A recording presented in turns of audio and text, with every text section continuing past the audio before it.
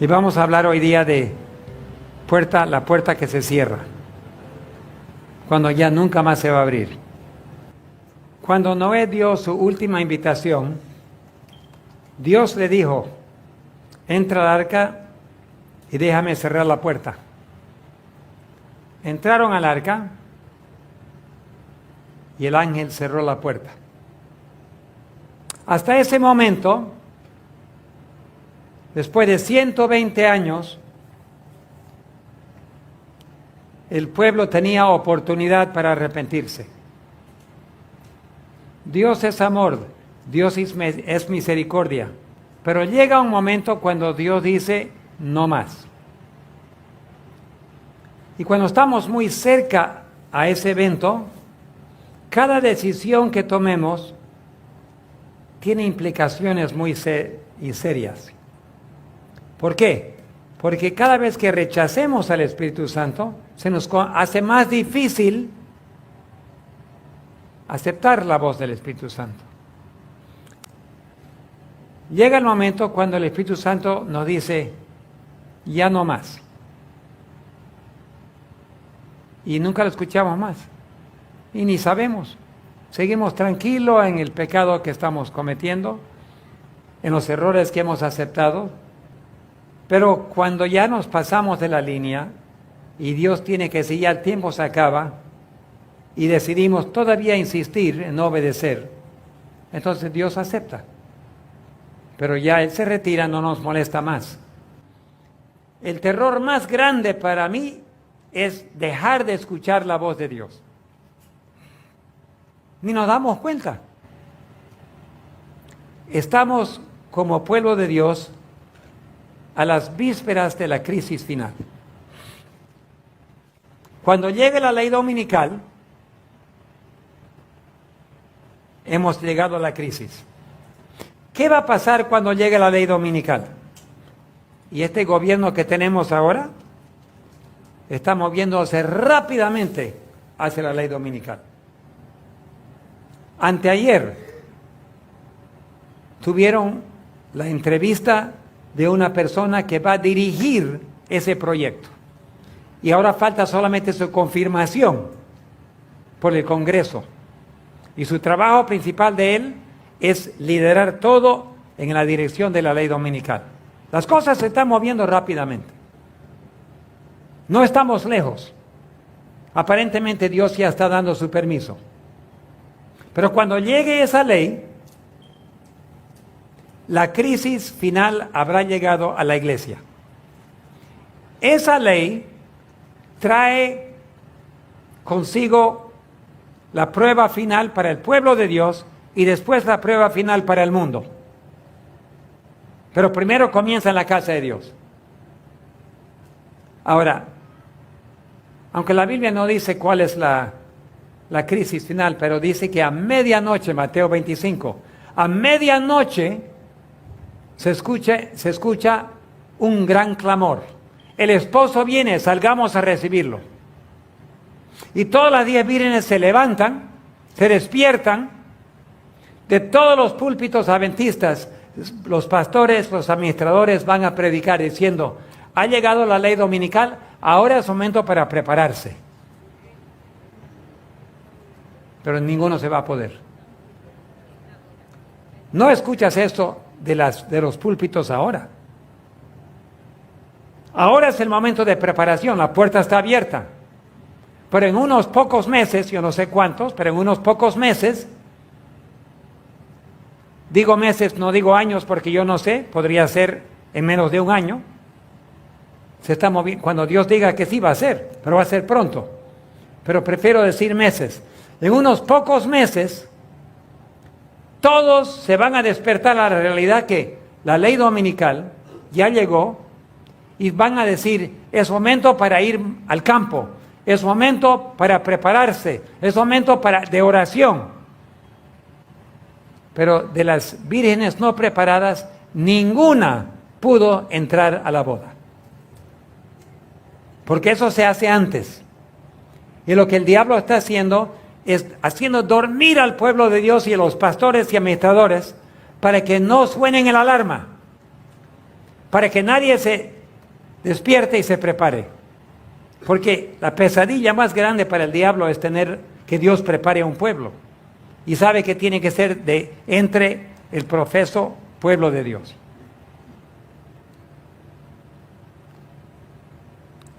No me puedo imaginar qué triste será tocar la puerta y encontrar que diga, no te conozco. No puedo imaginarme. Porque para un ex adventista, eso va a ser la sentencia final. Sería mejor morir, pero morir no te ayuda. Porque si te mueres, te despiertas 1000 años después para la sentencia final. Vivir peor, pues ahora tienes que vivir todos los días con esa agonía de alma que te dice, muy tarde, la puerta se cerró. En 2015, cuando se tomó la decisión oficialmente de rechazar la inspiración del Espíritu Santo y el inminente retorno de Cristo, era un golazo para el enemigo. No leer el Espíritu de Profecía, no creer el Espíritu de Profecía, significa que hay muchos que no van a saber qué hacer, cómo prepararse. Y decir que el retorno de Cristo no es inminente significa que me puedo dormir espiritualmente porque falta mucho, como ese pastor de la Asociación General que dijo que podría ser más de 1000 años.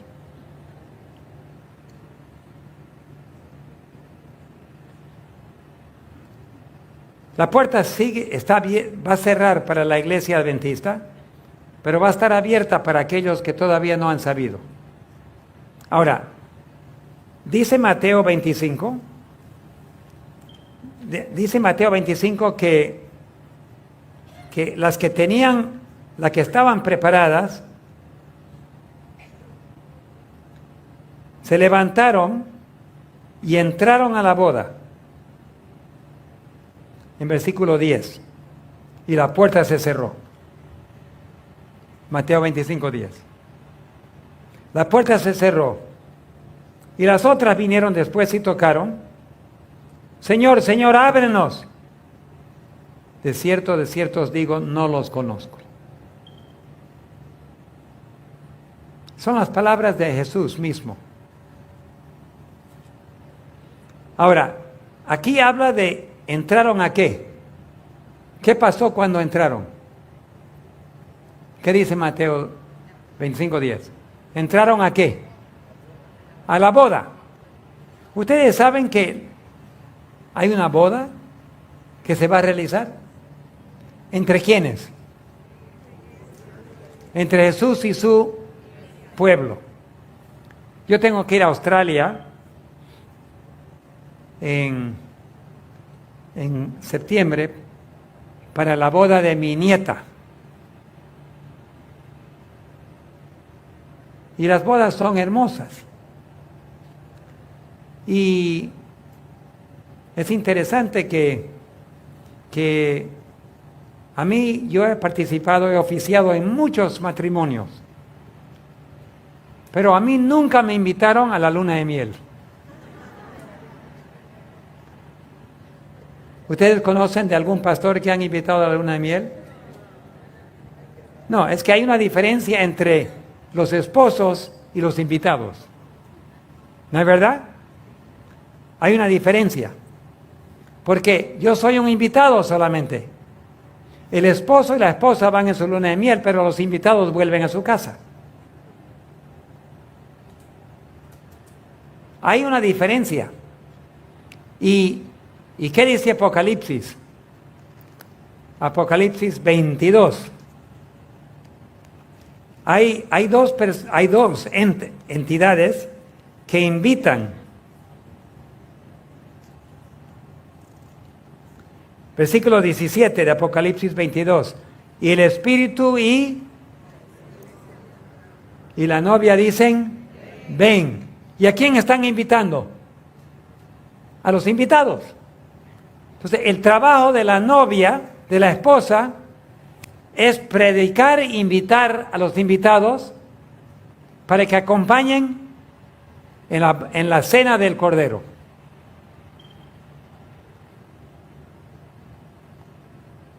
Entonces el trabajo, lo que va a pasar, la hermana White dice que no vamos a estar en la boda. La cena de la boda sí vamos a estar, en ese banquete. Pero no vamos a estar en la boda porque la boda acontece en el cielo mientras nosotros estamos acá en la tierra. Regocijaos cielos y tierra porque la esposa se ha preparado. Entonces, cuando la esposa esté lista para el matrimonio, recién va a acontecer. Y el matrimonio acontece cuando las 5 vírgenes entran a la boda. O sea, la boda no es la venida de Cristo. La boda acontece antes que venga Cristo, cuando todavía estamos en esta tierra. Yo antes pensaba que la esposa era toda la iglesia. No. La esposa es aquellos que tienen el nombre del esposo escrito en su frente. Apocalipsis 14, Apocalipsis 7, Apocalipsis 3. Hablan de ese evento. Apocalipsis 3, hablando de Filadelfia, dice, tienen el nombre del Padre, Nueva Jerusalén y el nuevo nombre de Jesús. Y Apocalipsis 14 habla de los 144,000 que tienen el nombre del Padre. En inglés y español dice el nombre del Padre, pero en muchos otros idiomas dicen el nombre del Padre y su nombre escrito en su frente. No es solo uno. Ocurre que cuando se casó mi esposa conmigo, ella cambió su apellido. En muchos países en Latinoamérica no se hace así. En Puerto Rico ¿no se hace? No se cambia apellido. Casi en Latinoamérica casi no. Pero creo que el modelo de inglés es más cerca al modelo que Jesús usa. Porque cuando su novia se casa, él escribe su nombre en su frente. Y ellos cambian su nombre. Interesante que cuando están caminando en primeros escritos, tú lees que está caminando Jesús con todo el pueblo. Y hay mártires, y hay niños que han sido mártires que tienen una franja roja. Y cuando pasan por un bosque y cuando llegan cerca, ahí está el templo, Jesús levanta su voz y dice, solo los 144,000 pueden entrar aquí. Y adentro está escrito en los pilares todos los nombres en letras doradas, letras de oro, los nombres de los 144,000. Ahora, interesante, ¿quién es que entra a la casa con el esposo? Su esposa. Los invitados tienen sus propias casas, pero la esposa vive en la casa del esposo. Interesante que los 144,000 son los únicos que pueden entrar en la casa del esposo. Entonces, muy pronto, conectando todos los puntos, muy pronto los 144,000 van a entrar a la boda. Y los que no se prepararon, no tienen aceite, se quedan afuera. Y los 144,000, el espíritu y la esposa dicen, ven a todo lo demás en el fuerte pregón. Ven, ven, acompaña, ven, ven. Cristo viene pronto, acompáñenos a la gran cena del Cordero.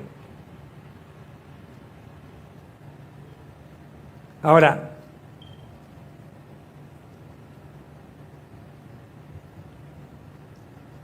en Servicio Cristiano, menciona que Satanás está intentando hacer dormir al pueblo de Dios.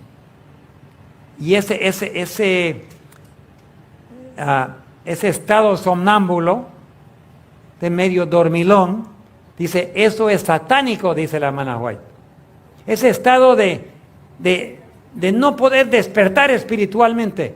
Venir a la iglesia, cantar, volver a casa, vivir la vida normal, venir a la iglesia, cantar una oración, escuchar un sermón interesante de que no tiene un cierto sonido, no conmueve el corazón, no es un cuchillo que nos hace reconocer nuestro estado fatal. Entonces, simplemente es entretenimiento. A veces chistes y bromas. Se sigue durmiendo, dice la hermana White, el diablo sabe que si el pueblo sigue durmiendo un poquito más, su destrucción está cierta. O sea, esperar un poquito más y la puerta ya no está abierta. Y ya no le importa al diablo. Despierta, escucha sermones, escucha todo, haz lo posible, cómprate aceite en algún lugar, pero ya no vas a poder entrar, ya no importa. Tu destrucción está cierta. Ahora es el día de salvación. Ahora es el momento. Estábamos en Tennessee, vino una familia cubana para ayudarnos. Tienen una hija ahí y bueno, a los quinceañeros el mundo le está tentando. Es una buena chica. Pero siempre la tentación de quizás debo vivir una vida un poquito más liberal, gozarme con mis amigos, algún día volver a la iglesia. Algún día o vivir mi vida del mundo y algún día arrepentirme y arreglar. Es que no hay tiempo. Estamos tan cerca. En el tiempo de Noé, sin duda habían quinceañeros que estaban pensando, voy a gozarme un poco más de la vida, algún día voy a entrar al arca. Es que el día de un minuto después que se cierra la puerta, nunca más. Entonces yo le expliqué a ella, le dije, el problema es que tú estás viviendo tus años quinceañeros cuando ya se está por cerrar la puerta. Para mí pasaron muchos años, yo tomé mi decisión a los 18 años y nunca he cambiado, me bauticé más jovencito, pero todos tenemos dudas y tenemos que cementar nuestras decisiones y finalmente a los 18 años tomé mi decisión y nunca he cambiado de opinión y Dios ha dirigido. Pero tú tienes que tomar tu decisión antes que cierre la puerta. ¿Qué quieres hacer? ¿Esperar hasta que cumplas 22 años, 23, 25 años? La puerta se va a cerrar mucho antes. Ahora es tu día de salvación. Y si tienes 12 años, 15 años, 17, 18, 20, no puedes esperar mucho más. Y cada vez que tú te alejas de Dios, aunque sea con intenciones de volver, te vas a asegurar que vas a estar afuera cuando la puerta se cierre. Eso sería muy terrible que tus padres estén adentro y tú estés afuera. Y esa es la decisión que tenemos nosotros. No podemos jugar con el perdón. El día antes que se cerró la puerta, el perdón estaba disponible. Un minuto después, nunca más. Y por eso para el pueblo de Dios, yo me imagino cómo lloró Jesús después de la entrada triunfal en el burrito que entró a Jerusalén. Y dice la hermana White que faltaban pocos minutos para que se ponga el sol. Y los últimos rayos de misericordia la puerta estaba todavía abierta.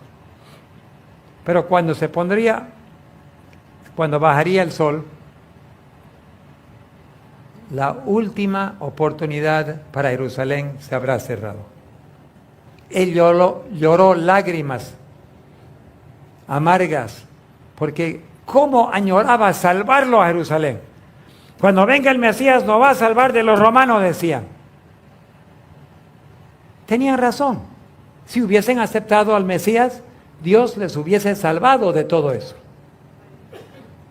Pero en vez, no tenemos rey más que a César. Ellos mismos se condenaron. Aceptaron a su rey César y Dios se retiró y le dejó a Roma el destino de Jerusalén.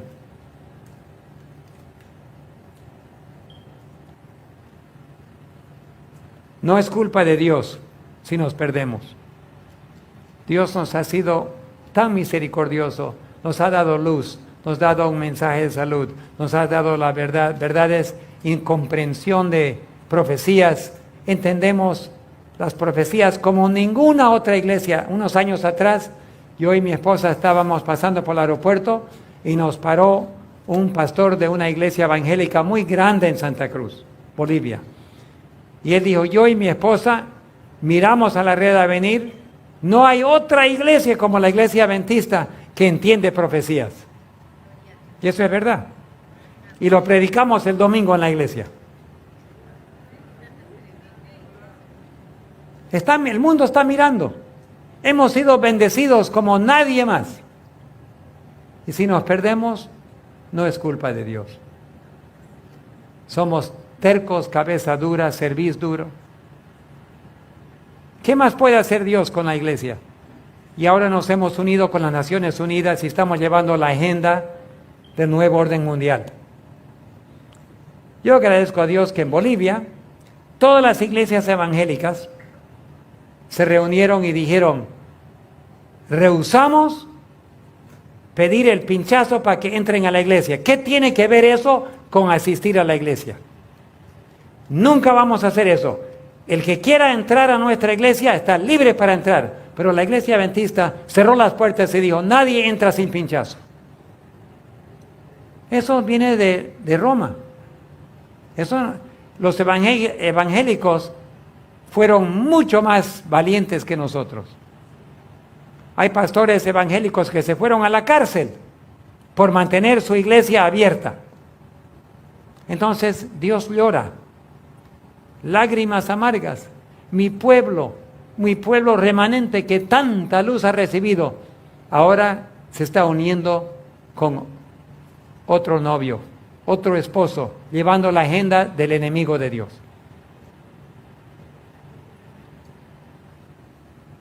¿Qué más puede hacer Dios? En cierta forma me hicieron la pregunta el otro día en la entrevista. ¿Usted piensa que la iglesia puede terminar la obra de Dios ahora en el fuerte pregón? Mi respuesta fue, como individuos, sí. Como institución, creo que ya hemos ido tantos años en otra dirección que es casi imposible para que un barco grande dé la vuelta en un río estrecho. Nos hemos aliado tanto con el mundo que ¿cómo vamos a dar una vuelta en pocos meses lo que demoramos décadas en llegar? Formar relaciones con el mundo en tal manera que si quisiéramos dar la vuelta, no hay cómo anular todos los años los teólogos que hemos enseñado mal, los pastores administradores que aprendieron mal, que no conocen la historia de la iglesia, no les enseñan, que ya no creen en espíritu de profecía. ¿Cómo puedes cambiar todos los pastores administradores con una formación mala? Y los pastores viejos, los canosos, que conocen la verdad, se están jubilando o lo están jubilando.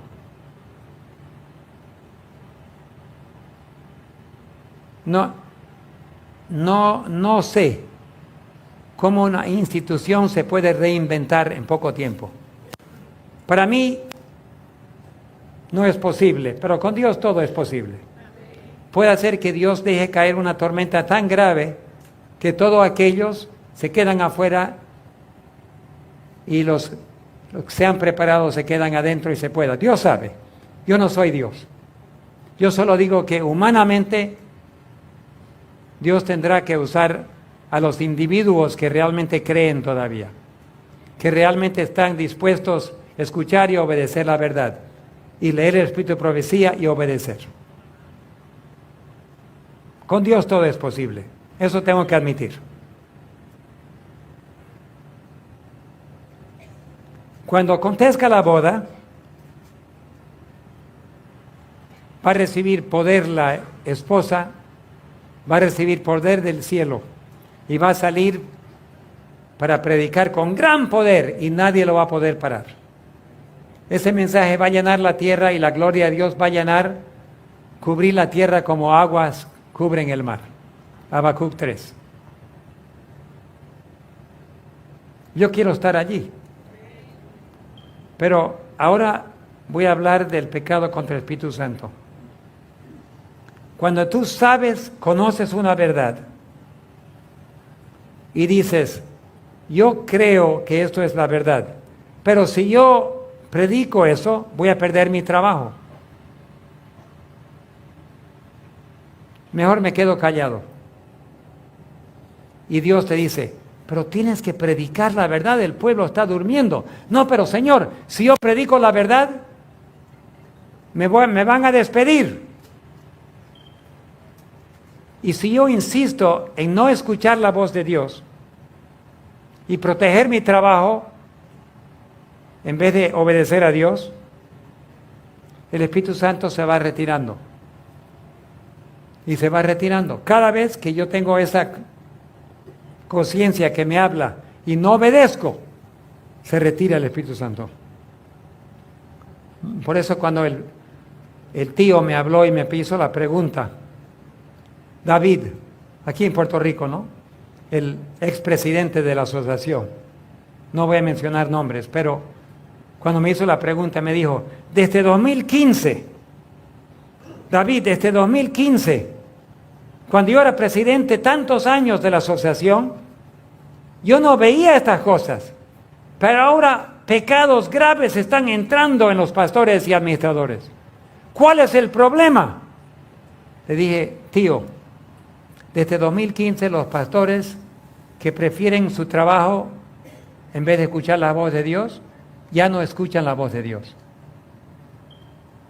Y cuando uno peca contra el Espíritu Santo, robar, adulterio, pornografía, ya no es un problema.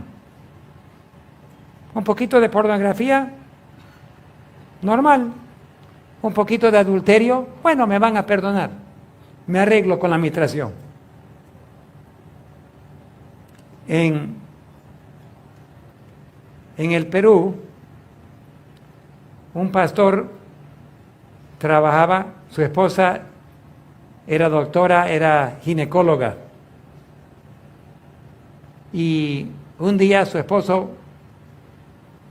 ella descubrió que estaba cometiendo adulterio. Y ella le dijo, querido, yo no puedo aceptar eso. Tú tienes que renunciar como pastor. Y él dijo, pero si ya saben, puedes decir lo que tú quieras, no van a hacer nada. Ella se fue al presidente de la Unión y le dijo, ¿ustedes han sabido que mi esposo está en ese problema? ¿Y no hicieron nada? ¿No lo disciplinaron? ¿No lo sacaron?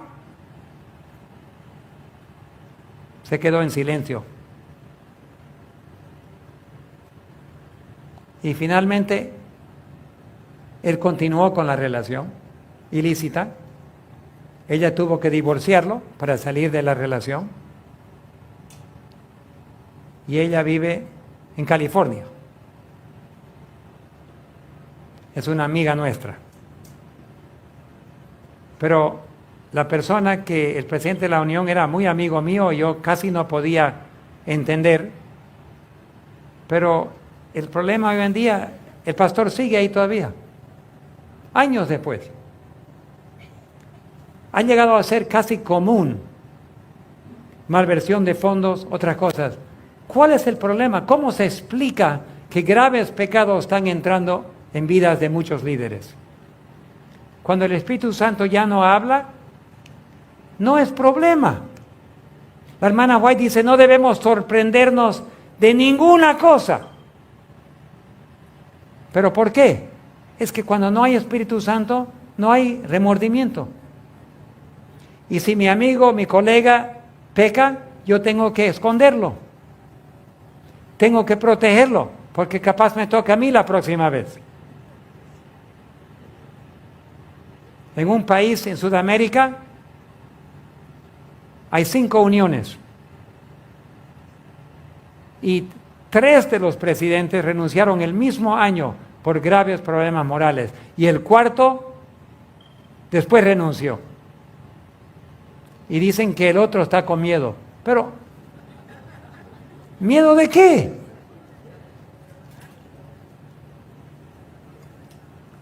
Si tú estás con la conciencia limpia, no tienes que tener miedo de nada. Uno tiene miedo solamente cuando hay algo que esconder. ¿No es verdad? Y tristemente, yo trabajé tantos años y conozco a todo el mundo y conozco mucho más de lo que uno puede hablar. Pero les quiero decir lo siguiente: el Espíritu Santo se ha retirado de muchos. Y eso debe hacer temblar el corazón, pero cuando uno ya pierde el Espíritu Santo no tiembla el corazón, porque ni se dan cuenta. Por eso a veces actúan duramente con algunos hermanos y disciplinan, actúan y no hay justicia a veces, pero es que algunos ya no tienen conciencia.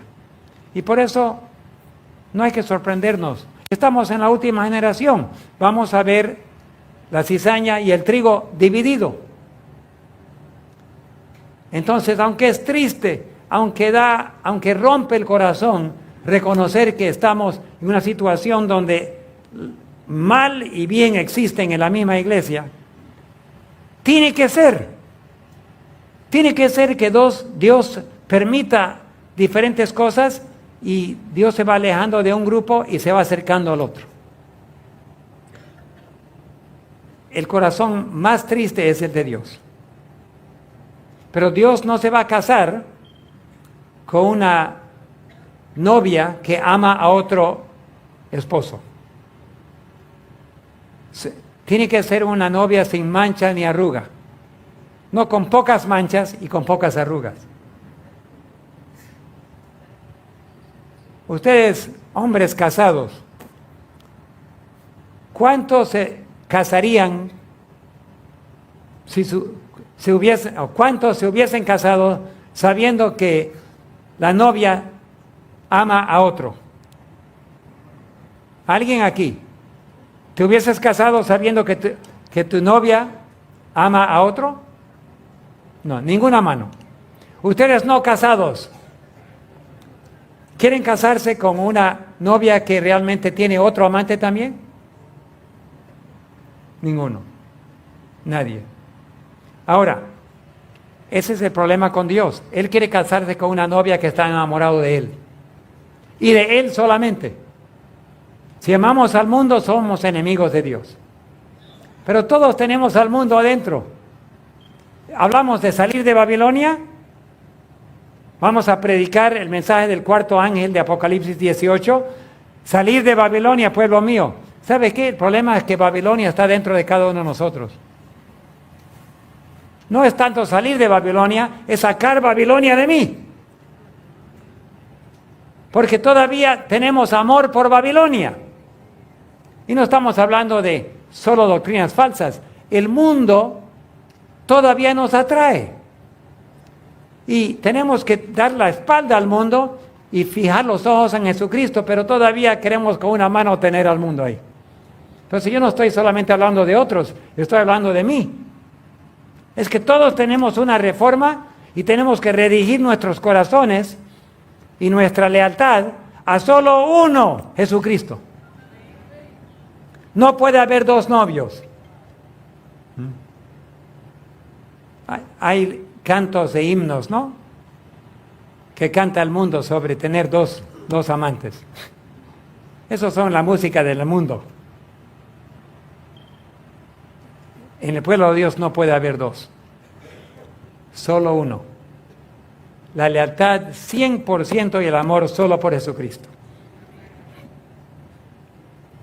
Y tenemos que pedirle a Dios que saque, antes de predicar a otros que salgan de Babilonia, tenemos que pedirle a Dios que saque Babilonia de nosotros.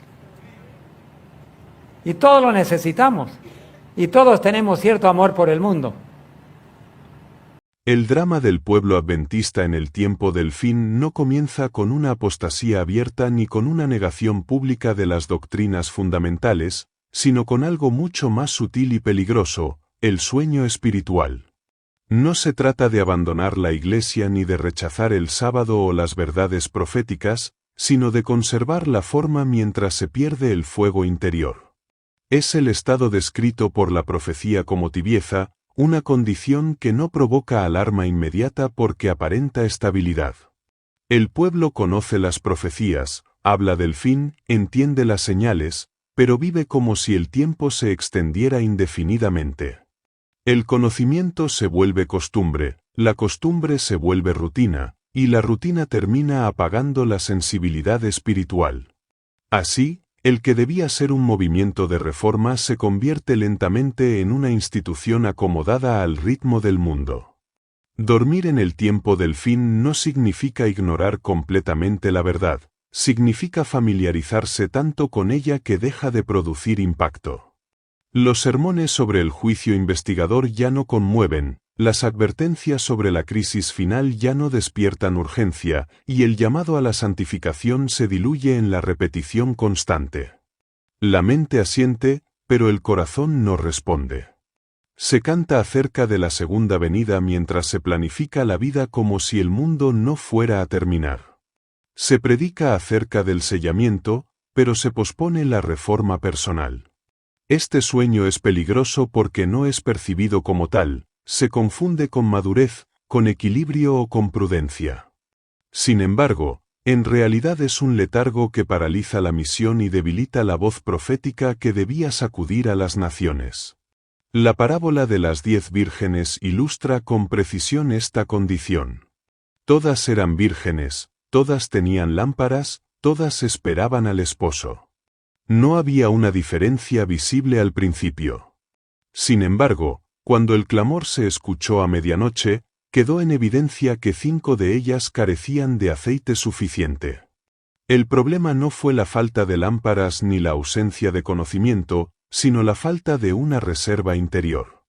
Así ocurre en el pueblo que duerme en el tiempo del fin, la estructura externa está presente, pero el aceite del espíritu escasea.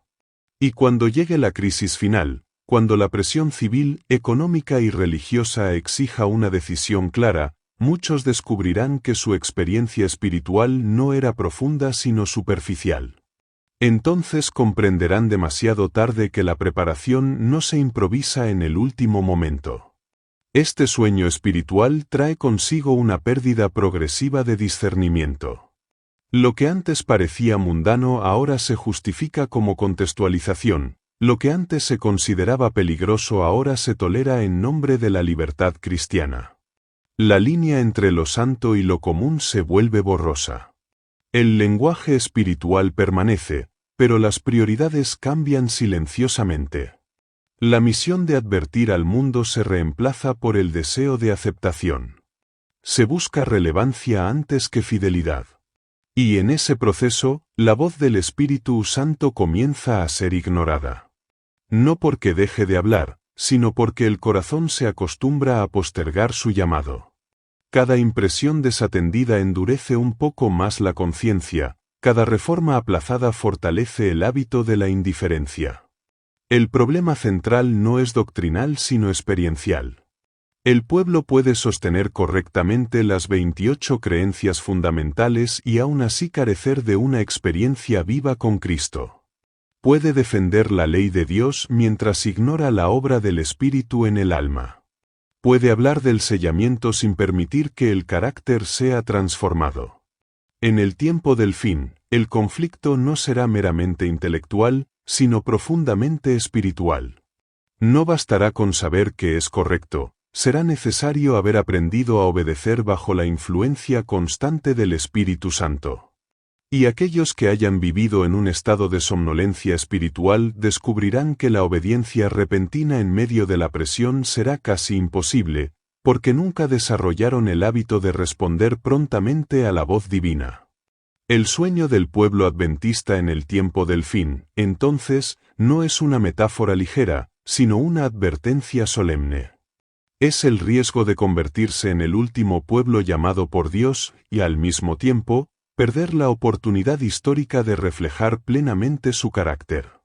Es la tragedia de tener la luz profética más clara y, sin embargo, permitir que esa luz se debilite en la experiencia personal. Cuando el Espíritu habla hoy, lo hace con ternura, cuando impresiona la conciencia, lo hace con paciencia. Pero si su voz es ignorada repetidamente, puede llegar el momento en que ya no haya sensibilidad para percibirla. Y ese será el preludio de algo mucho más serio, la pérdida de oportunidades eternas y el peligro de cometer el pecado contra el Espíritu Santo en el tiempo final. En el tiempo del fin, las oportunidades espirituales no se perderán de manera repentina, sino gradual. Dios, en su misericordia, habla una y otra vez al corazón humano. Lo hace a través de la predicación, de la lectura bíblica, de circunstancias providenciales, de crisis personales y de impresiones silenciosas en la conciencia. Sin embargo, cuando el pueblo adventista duerme espiritualmente, comienza a posponer la respuesta. Mañana oraré más, cuando tenga más tiempo me consagraré, cuando termine este proyecto me enfocaré en mi vida espiritual. Así, lo que debía hacerse hoy se difiere indefinidamente. Cada día no aprovechado se convierte en una oportunidad perdida, y cada oportunidad perdida debilita la capacidad de responder con prontitud en el futuro. El Espíritu Santo no obliga, persuade. No fuerza, convence. Su método es la convicción amorosa, no la imposición violenta. Pero precisamente por eso su obra puede ser resistida. Cuando el creyente siente la impresión de reconciliarse con alguien y no lo hace, cuando percibe el llamado a abandonar un hábito secreto y lo justifica, cuando recibe luz nueva y decide no examinarla con oración sincera, en cada uno de esos momentos se produce un pequeño rechazo. No parece grave, no produce una caída visible, no genera disciplina eclesiástica.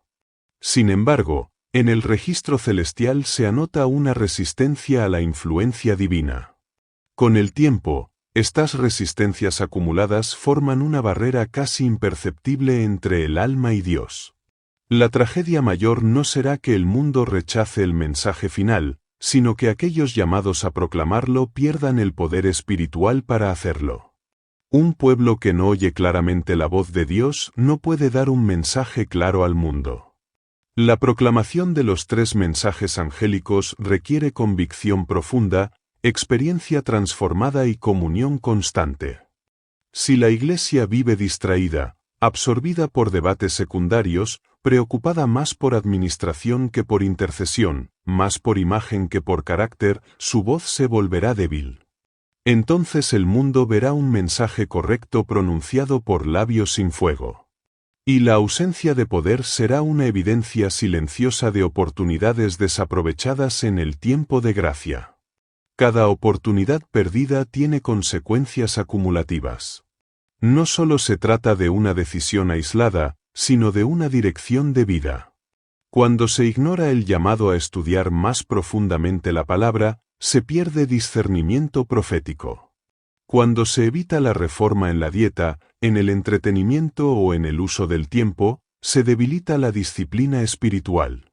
Cuando se minimiza la importancia de la oración personal, la sensibilidad espiritual se reduce. Así, el pueblo que debía estar más atento que cualquier generación anterior termina viviendo con menos urgencia que las anteriores. Y mientras tanto, los acontecimientos finales se aproximan con rapidez creciente. Hay un aspecto aún más solemne: Dios no repite indefinidamente las mismas oportunidades. La Escritura muestra que hay momentos decisivos en la historia personal y colectiva. El pueblo de Israel tuvo su día de visitación y no lo reconoció.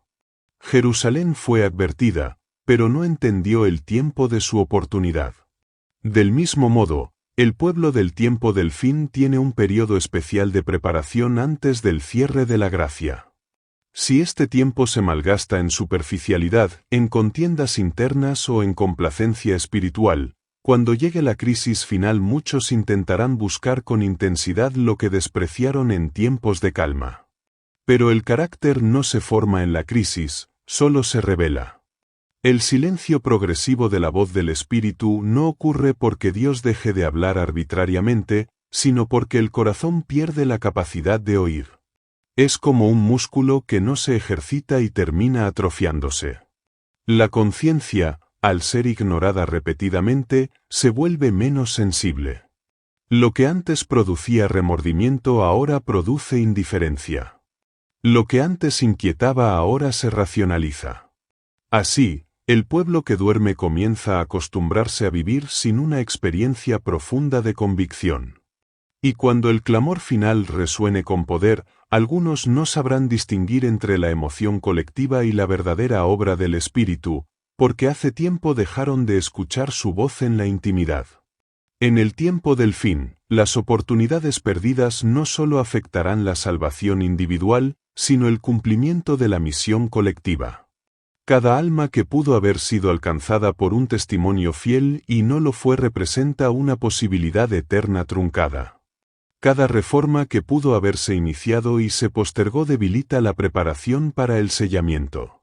Cada llamado ignorado contribuye a la formación de un carácter resistente.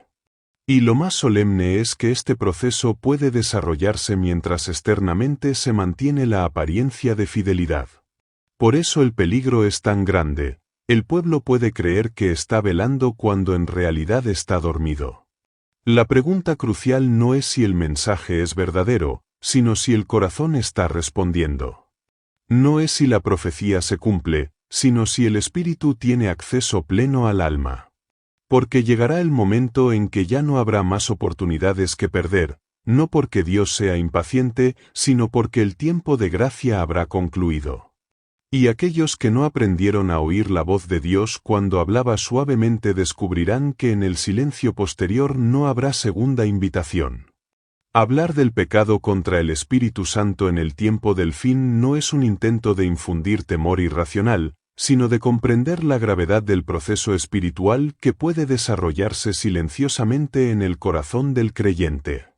Este pecado no consiste en un acto impulsivo o en una palabra pronunciada en un momento de ira, sino en una resistencia persistente y consciente a la obra del Espíritu.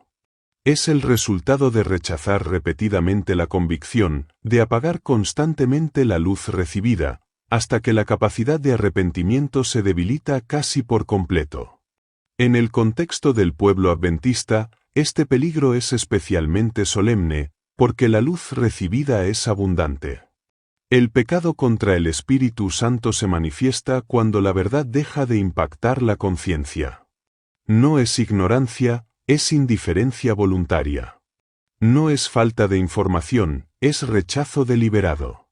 Cuando el Espíritu revela un área específica que necesita reforma, sea orgullo, amor al mundo, falta de perdón, deshonestidad sutil, negligencia espiritual, y el individuo decide conservar aquello que Dios señala, se produce una tensión interior. Si esta tensión se resuelve mediante arrepentimiento y entrega, el alma progresa. Pero si se resuelve mediante justificación y racionalización, el corazón se endurece. Y cuando este patrón se repite muchas veces, se forma una resistencia sistemática a la influencia divina. En el tiempo final, este pecado puede adquirir una dimensión colectiva. No significa que toda la Iglesia lo cometa al mismo tiempo, sino que puede surgir una cultura de complacencia donde la voz profética es suavizada y el llamado a la reforma es visto como extremismo. Cuando se ridiculiza la consagración profunda, cuando se minimiza la necesidad de santidad práctica, cuando se desprecia la advertencia clara por temor a ofender, el espíritu es entristecido. Y si esta actitud se consolida, el resultado puede ser una comunidad religiosa que mantiene estructura y actividad, pero carece de la presencia vivificante de Dios.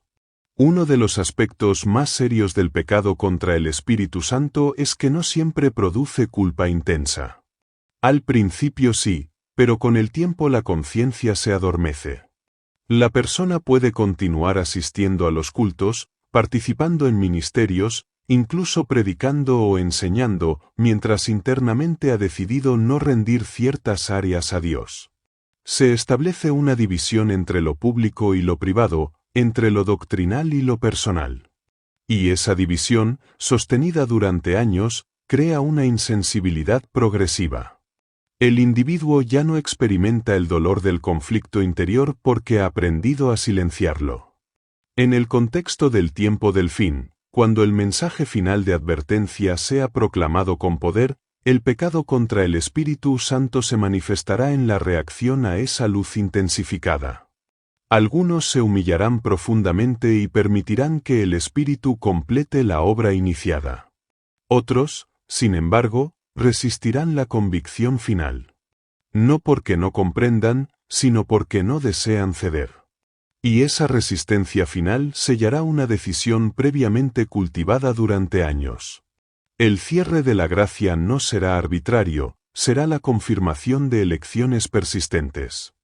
Es importante entender que el pecado contra el Espíritu Santo no es simplemente blasfemar verbalmente, sino atribuir persistentemente a otra fuente la obra que claramente proviene de Dios, o rechazar sistemáticamente la verdad conocida.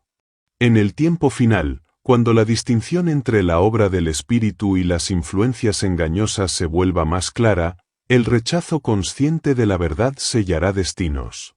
El pueblo que ha dormido y ha ignorado repetidamente las impresiones divinas corre el riesgo de encontrarse en esa condición sin darse cuenta.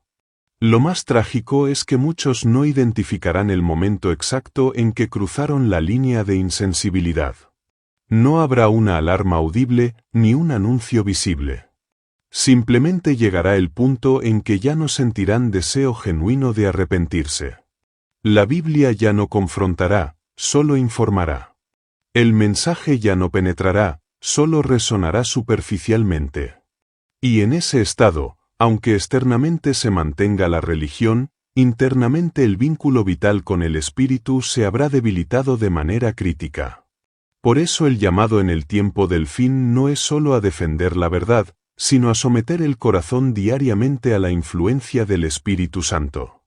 No basta con evitar errores doctrinales, es necesario cultivar sensibilidad espiritual. No es suficiente hablar del sellamiento, hay que permitir que el Espíritu selle el carácter ahora. El mayor peligro no es la persecución externa, sino la resistencia interna. No es el decreto dominical en sí mismo, sino la condición del corazón cuando ese decreto llegue. El pueblo adventista fue levantado para proclamar el último mensaje de misericordia al mundo. Pero ese mensaje solo puede proclamarse con poder si el Espíritu Santo tiene plena libertad de obrar en la vida de cada creyente. Si su voz es oída hoy, si sus impresiones son obedecidas prontamente, el alma se fortalece y el carácter se forma. Pero si su obra es postergada, minimizada o resistida, el proceso puede conducir lentamente hacia el pecado imperdonable, la incapacidad voluntaria de arrepentirse. El tiempo del fin no solo revelará quién conoce la verdad, sino quien permitió que la verdad transformara su vida. Y en esa diferencia silenciosa se definirá el destino eterno de muchos. En el tiempo del fin, el concepto del sellamiento adquiere una profundidad que va mucho más allá de una simple declaración teológica. No es un acto mágico ni una experiencia emocional momentánea, sino la confirmación divina de un carácter que ha aprendido a responder consistentemente a la voz del Espíritu Santo. El sello de Dios no se coloca sobre una profesión de fe, sino sobre una experiencia consolidada. Y es precisamente aquí donde el sueño espiritual del pueblo adventista se vuelve extremadamente peligroso. Porque mientras algunos hablan del sellamiento como un evento futuro, están descuidando el proceso presente que lo hace posible. El carácter no se forma en la crisis final, se revela en ella. Cada decisión diaria, cada pequeña obediencia o desobediencia, cada respuesta a la convicción del Espíritu va moldeando el interior. El sellamiento es, en esencia, la ratificación de una lealtad ya demostrada. Cuando llegue el momento en que no haya mediador en el santuario celestial, aquellos que permanezcan firmes no lo harán por impulso heroico, sino porque han desarrollado una dependencia constante de Dios. En contraste, quienes hayan vivido en un estado de somnolencia espiritual descubrirán que la presión externa solo amplifica su debilidad interna. El tiempo actual es, por lo tanto, la última gran oportunidad de preparación. No porque Dios no sea misericordioso, sino porque la historia humana se acerca a su desenlace profético. Cada día que pasa es una página más escrita en el libro del carácter. Cada oportunidad de reconciliación aprovechada fortalece el alma. Cada victoria sobre el egoísmo afianza la identidad espiritual. Pero también cada indulgencia persistente debilita la voluntad. La neutralidad no existe en este proceso, o se avanza hacia una mayor sensibilidad al espíritu, o se retrocede hacia la indiferencia. Uno de los engaños más sutiles del tiempo del fin será la ilusión de que todavía hay mucho tiempo. Aunque las señales se multiplican, la mente humana tiende a adaptarse a la expectativa prolongada.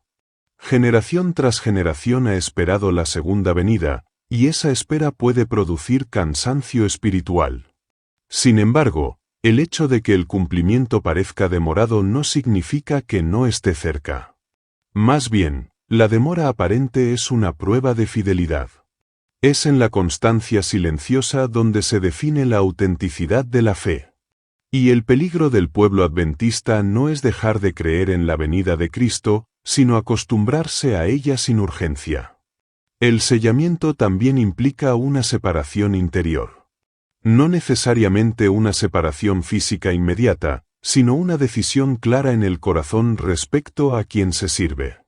En el tiempo final, cuando las presiones económicas, sociales y legales intenten forzar la conciencia, solo aquellos que ya hayan decidido en lo secreto podrán mantenerse firmes en lo público. La voz de Dios, escuchada en la intimidad hoy, será la misma que dará firmeza mañana. Pero si esa voz ha sido ignorada repetidamente, en el momento decisivo la mente buscará excusas en lugar de fortaleza. Existe un vínculo directo entre el pecado contra el Espíritu Santo y la pérdida del sellamiento. No porque Dios desee excluir, sino porque el sello requiere una cooperación constante con el Espíritu.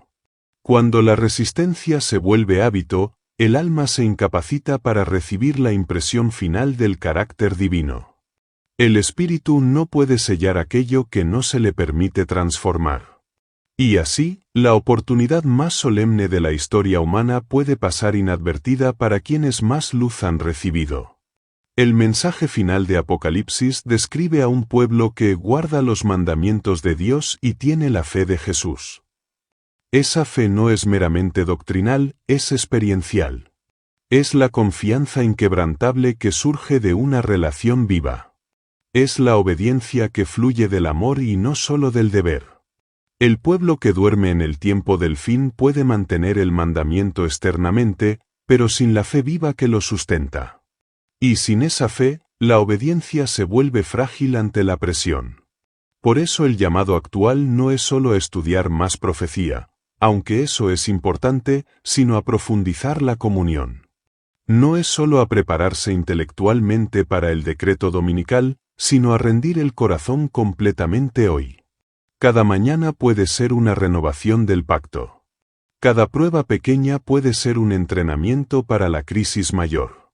Cada acto de fidelidad invisible puede ser una piedra más en la estructura del carácter. El tiempo del fin no será ganado por estrategias humanas ni por estructuras organizativas, sino por hombres y mujeres que aprendieron a oír la voz de Dios y obedecerla sin demora. El pueblo adventista tiene una misión profética única, pero esa misión solo puede cumplirse si primero se cumple la obra interior. De lo contrario, las oportunidades se perderán no por falta de conocimiento, sino por falta de respuesta. Y cuando finalmente se cierre la gracia, no habrá sorpresa en el cielo.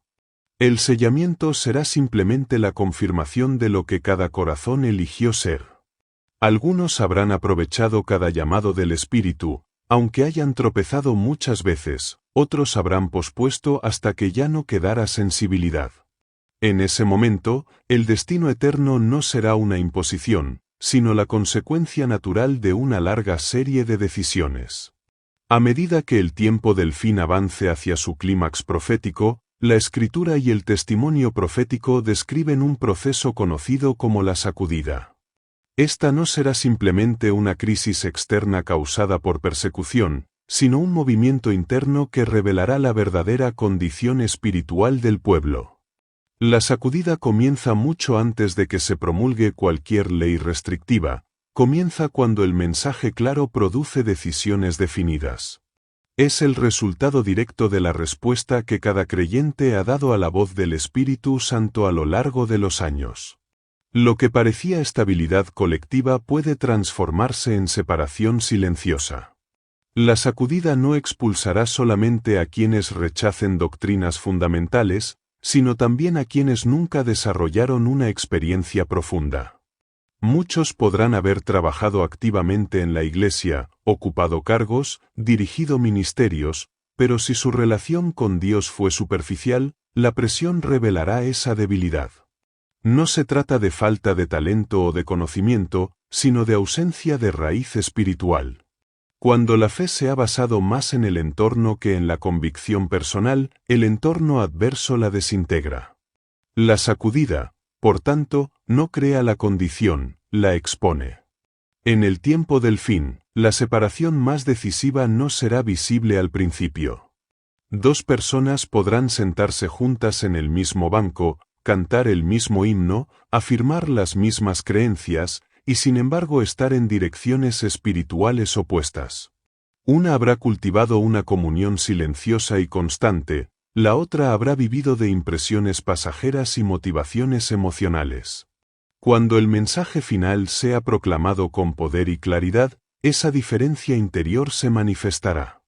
Algunos recibirán la lluvia tardía con humildad profunda, otros reaccionarán con crítica, temor o resistencia. La sacudida está estrechamente relacionada con el rechazo progresivo de la voz de Dios. Cada llamado ignorado contribuye a formar un carácter menos flexible ante la verdad. Cuando llegue una luz más intensa, en lugar de producir arrepentimiento producirá irritación. El corazón que no se acostumbró a rendirse se sentirá amenazado por cualquier reforma más profunda.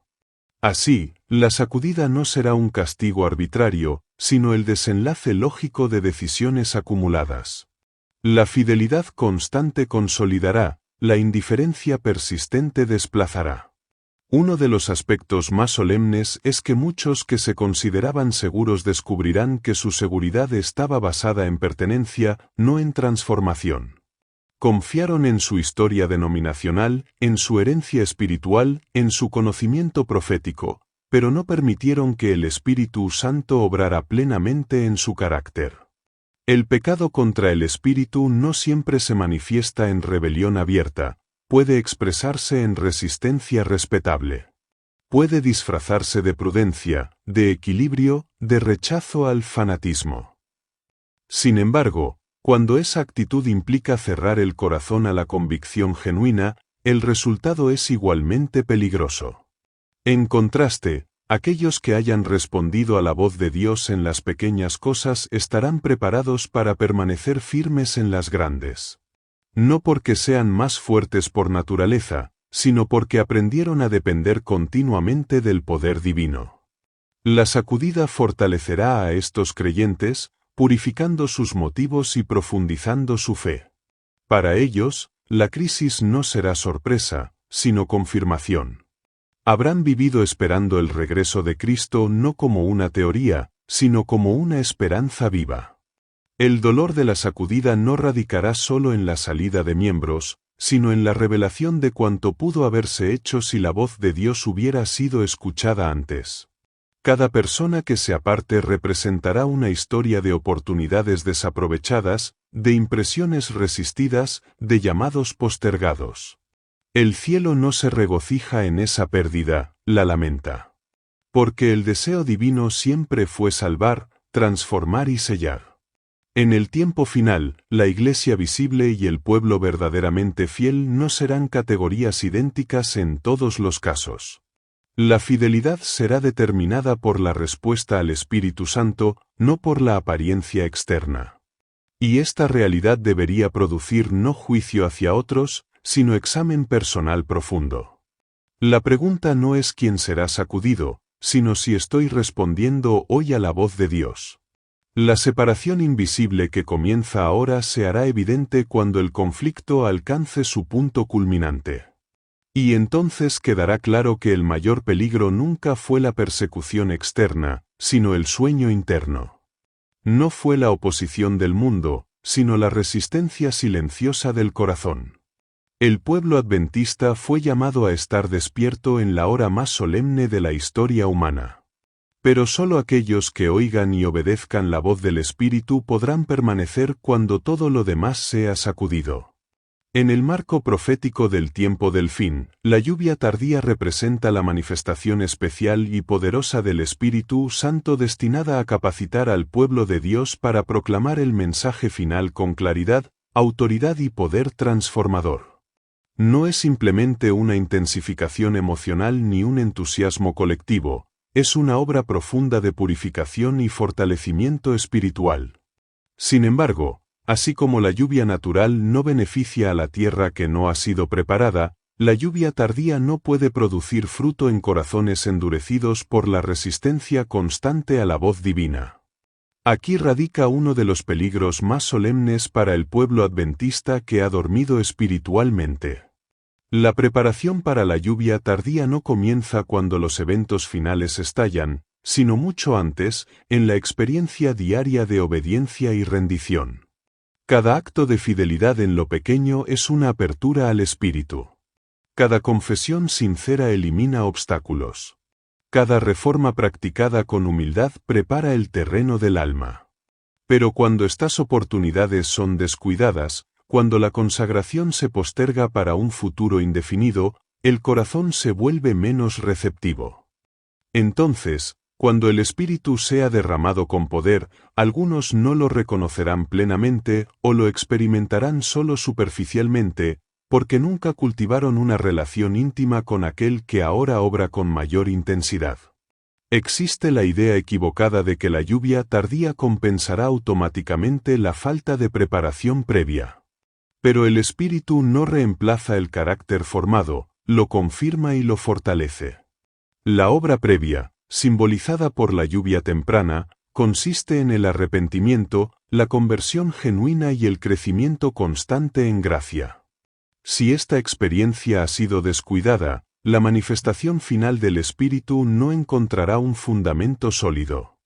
No es que Dios niegue su poder, sino que el alma no está en condición de recibirlo plenamente. Y así, algunos que esperaban ser instrumentos poderosos descubrirán que su influencia es limitada por su preparación incompleta. El peligro de no estar preparados para la lluvia tardía está íntimamente ligado al pecado contra el Espíritu Santo. Cada vez que se ignora una convicción presente, se debilita la capacidad de responder a una convicción mayor futura. Cada vez que se racionaliza una desobediencia, se reduce la sensibilidad espiritual. Cuando el Espíritu intensifique su obra, la resistencia acumulada puede manifestarse en escepticismo, crítica o indiferencia. Algunos podrían incluso confundir la obra genuina con fanatismo, no porque sea fanática, sino porque su propio discernimiento ha sido afectado por años de tibieza.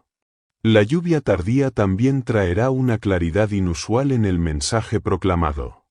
El llamado a salir de la confusión religiosa, la advertencia contra la marca de la bestia y la exaltación del carácter de Cristo serán presentados con una fuerza que penetrará las conciencias. Para algunos dentro del pueblo adventista, esta claridad será motivo de gozo y confirmación. Para otros, será incómoda. Porque una luz más intensa revela áreas que aún no han sido rendidas. Y el corazón que se ha acostumbrado a una religión moderada puede sentirse perturbado por un llamado radical a la santidad. Sin embargo, la lluvia tardía no es solo advertencia, es también oportunidad final. Mientras la gracia permanezca abierta, cada persona puede decidir responder. Incluso aquellos que han vivido en somnolencia espiritual pueden despertar si permiten que la convicción los lleve a un arrepentimiento profundo.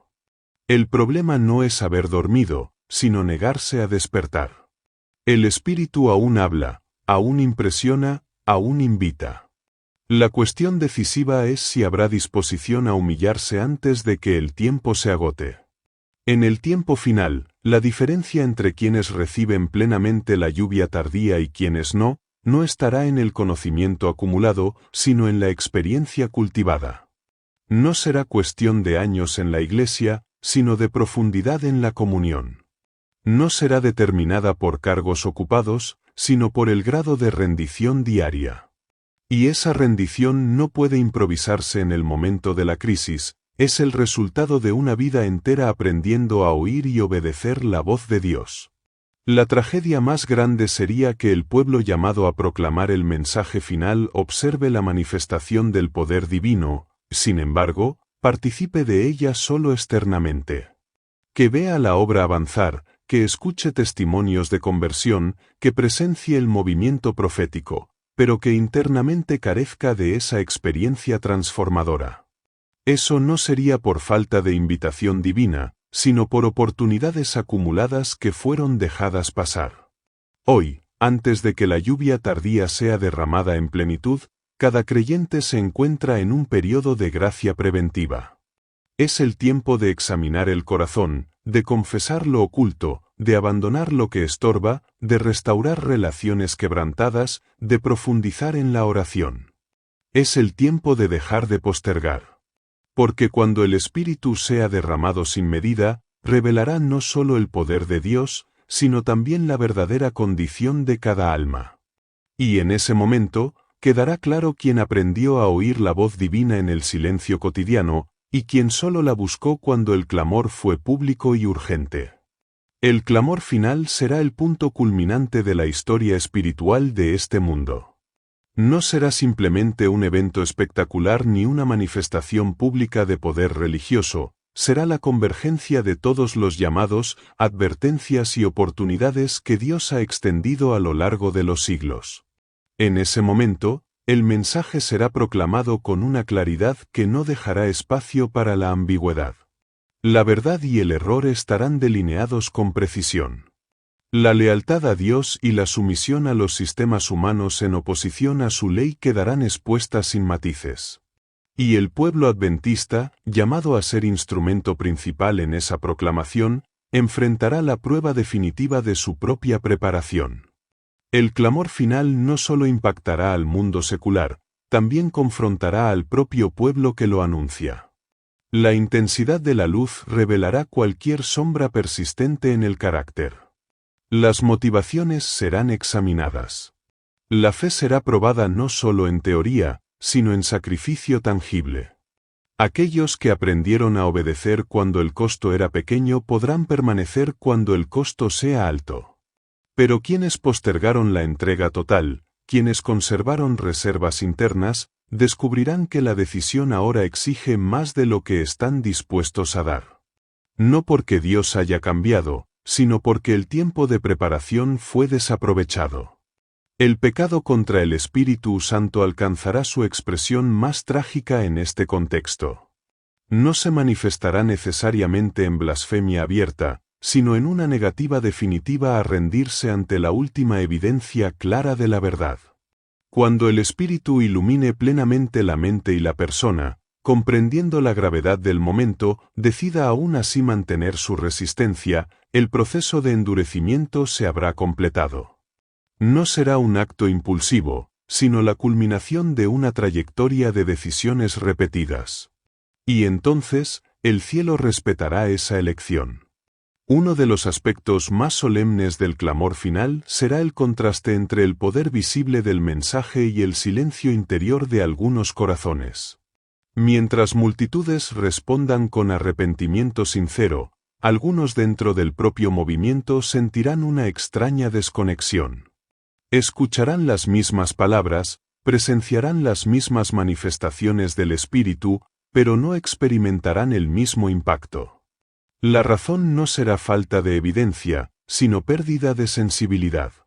La voz que durante años habló en lo íntimo y fue ignorada ahora resonará externamente, pero el oído espiritual estará debilitado.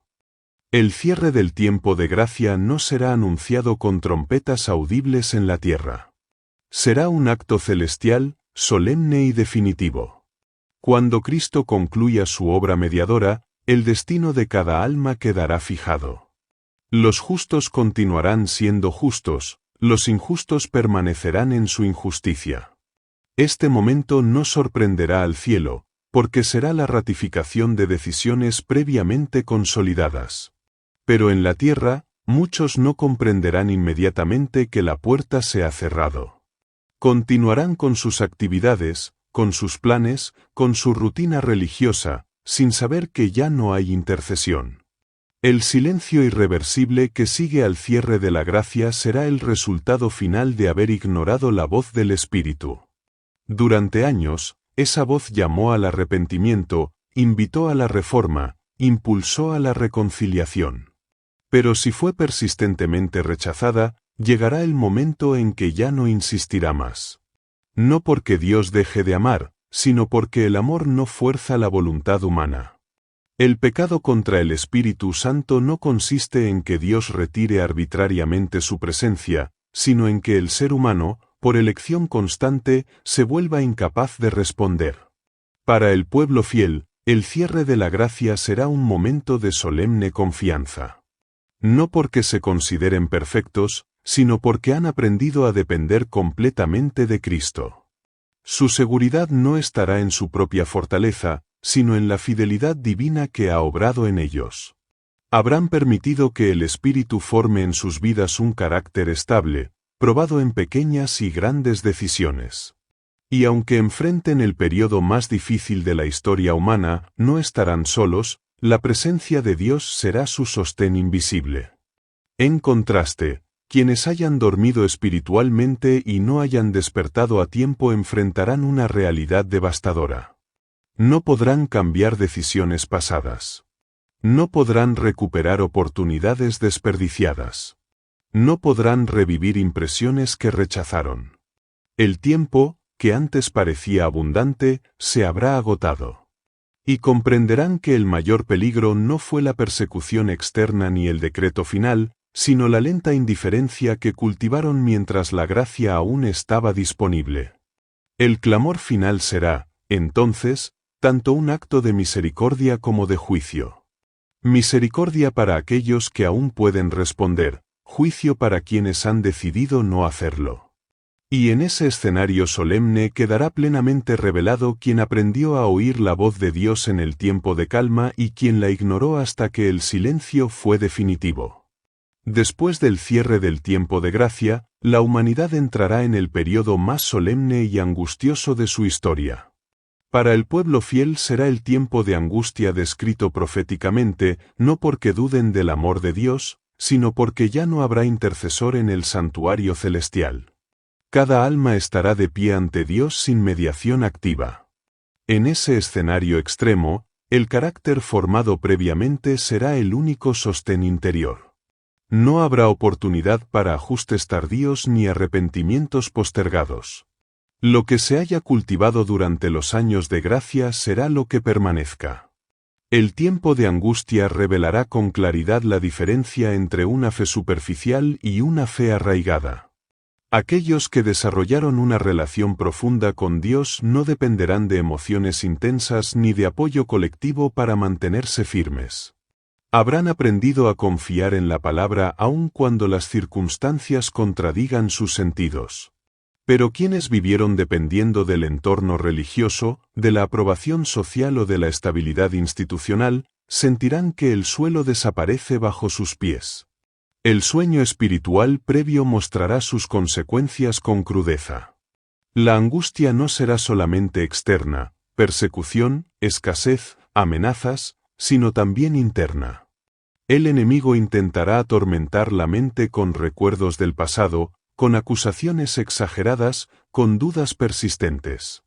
En ese momento, quienes hayan cultivado una experiencia genuina de arrepentimiento y confianza en la justicia de Cristo podrán aferrarse a las promesas divinas. Pero aquellos que dejaron asuntos sin resolver, que resistieron convicciones específicas del Espíritu, enfrentarán una lucha interior más intensa. No porque Dios desee que sufran, sino porque la conciencia no plenamente rendida se convierte en campo de batalla. Aquí se verá la importancia de haber escuchado la voz de Dios en tiempos de calma.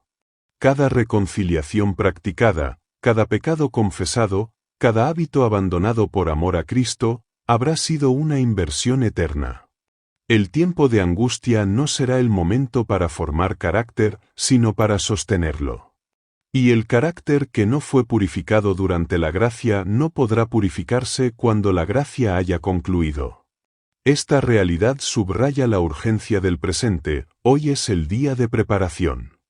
El pueblo que duerme espiritualmente corre el riesgo de subestimar esta fase profética. Puede hablar del tiempo de angustia como un evento lejano, interesante desde el punto de vista teológico, pero no urgente en la experiencia personal. Sin embargo, la preparación no consiste en acumular información sobre los eventos futuros, sino en permitir que el Espíritu transforme cada aspecto del carácter ahora. El conocimiento sin rendición no produce firmeza, solo produce confianza ilusoria. En el tiempo de angustia, la fidelidad será profundamente personal. Aunque habrá un pueblo unido en espíritu, cada individuo deberá mantenerse firme por convicción propia. No habrá apoyo visible constante, ni estructuras organizativas funcionando como en tiempos normales. Será una experiencia similar a la de Jacob luchando durante la noche, una batalla interior donde la única esperanza es la promesa divina. Aquellos que aprendieron a orar con perseverancia en lo cotidiano sabrán cómo aferrarse a Dios en lo extraordinario. La diferencia entre quienes oyeron la voz de Dios y quienes la ignoraron será evidente en la estabilidad emocional y espiritual. Los fieles no estarán exentos de temor humano, pero su temor no los dominará. Su confianza estará basada en una historia personal de comunión. En cambio, quienes postergaron la entrega total pueden experimentar desesperación, porque la crisis revelará que su fundamento no era tan sólido como pensaban. Este periodo no será diseñado para destruir al pueblo de Dios, sino para vindicarlo. El universo observará que la obediencia a la ley divina no es el resultado de conveniencia, sino de amor genuino. Y esa obediencia solo es posible cuando el Espíritu Santo ha tenido libertad plena para obrar durante el tiempo de gracia. El pecado contra el Espíritu, en cambio, habrá dejado a algunos sin esa fortaleza interior, no por falta de advertencia, sino por resistencia acumulada.